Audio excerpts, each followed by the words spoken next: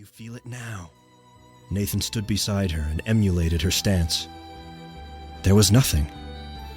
"Stop trying," she said. When he did as she ordered, the feeling washed over him like an ocean wave, nearly knocking him to the ground. There was sorrow and longing and need, as heavy as liquid lead on his shoulders. "Yes," he said. "I feel it now." Opening his eyes, he found Hannah smiling at him, her alabaster skin glowing in the moonlight, her luscious red lips curved into a smile.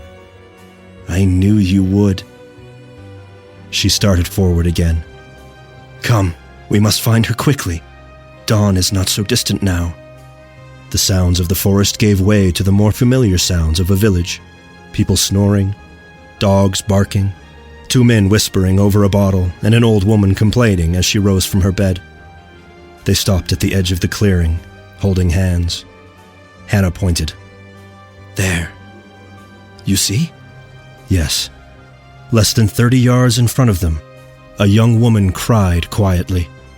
She stood on an overturned bucket, her hands and neck locked in one of the two wooden pillories set on a head-high platform. She faced the village where those who punished her slept. "What do you think she's done?" Nathan asked. "Who's to say? Perhaps something as vile as missing church services. Although to be sentenced to stand so at night suggests a crime much more serious. Maybe she stole from the offering plate. Why don't you ask her?" She laughed. "What if she screams?" Hannah shrugged. "We'll leave." She leaned closer. "Don't you want a better look at her? She has slender ankles, at least." Bent over as she was, the woman's skirt drew up in the back, and the lower parts of her stocking-covered legs were revealed to indeed be slender. She shifted her weight from one foot to the other and back again. Nathan walked slowly forward, marveling at the way his perception of her sorrow grew as he neared. The wooden steps to the platform squeaked under his weight, and the aura of sadness emanating from the woman suddenly disappeared, to be replaced by apprehension. "Who's there?" The woman turned her head awkwardly to look up at him. Her long, blonde hair was stringy and wet with tears. He reached out and eased the hair away from her face. "I'm Nathan Cotton, dear lady. There's no need to fear me."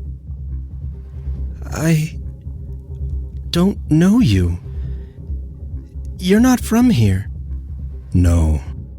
My sister and I were walking in the woods when we heard you crying." She strained to watch Hannah approach. "Weren't you afraid of wild animals?" He shook his head and smiled reassuringly.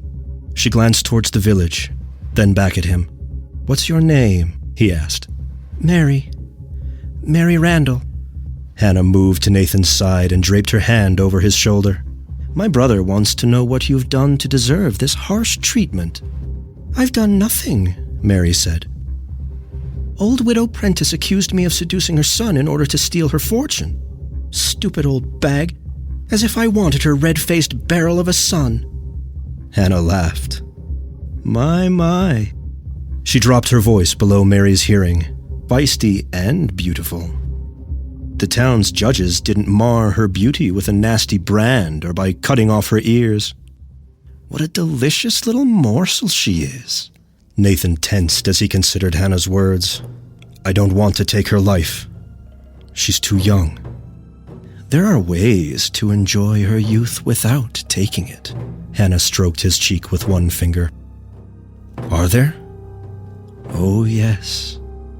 I'll show you." He nodded. "Poor Mary," Hannah said, her volume raised again. "We certainly can't leave her here this way." "No." Nathan stepped forward, grabbed the iron lock, and tugged. It snapped. He lifted the top timber and eased it all the way around until it hung from its hinge. Mary slowly raised her head, stepped back off the bucket, stumbled, and fell to the platform.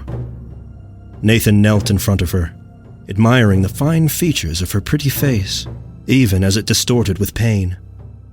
As she sat before him, trying to stretch her arms, he could see that she had a narrow waist and full, round breasts.